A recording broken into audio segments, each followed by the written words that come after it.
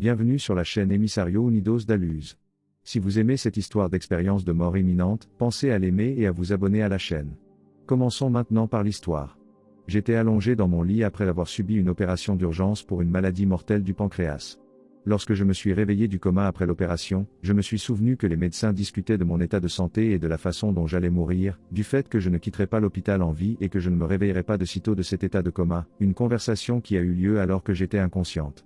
Dan, si tu as quelque chose à faire, si tu as quelque chose à signer, tu devrais le faire très bientôt car nous ne savons pas combien de temps tu as, m'a conseillé mon médecin après l'opération.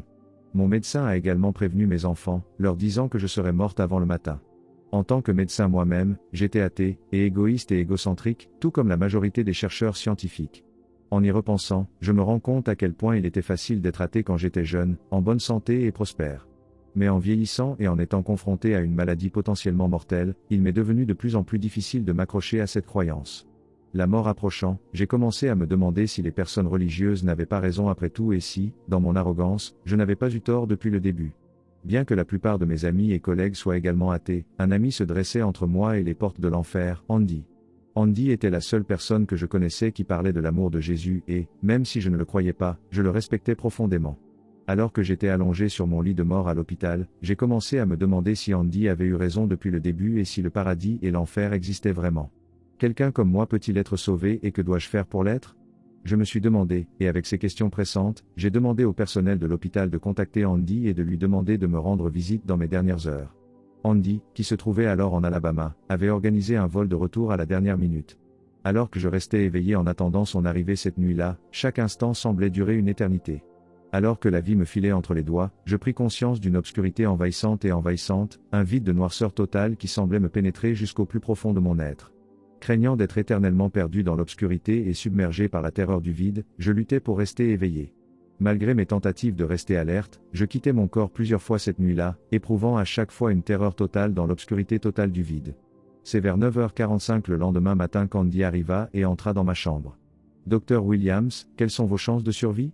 me demanda Andy. « Andy, ils me disent que je n'en ai aucune, répondis-je. « C'est le moment de me repentir, dit Andy. « Tu as raison. J'ai maudit Dieu, mais le moment est venu de me repentir, répondis-je. Andy me fit faire une prière de contrition. Il me dit que Jésus était mort pour mes péchés et qu'il était mort pour les péchés du monde.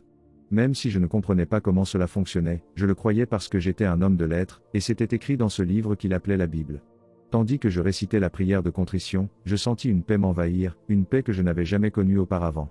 J'avais cherché cette paix dans des bouteilles d'alcool, dans la drogue, avec des femmes et dans toutes sortes d'endroits, mais la paix m'était toujours restée insaisissable, jusqu'au moment où j'ai accepté Jésus-Christ comme mon Seigneur et Sauveur.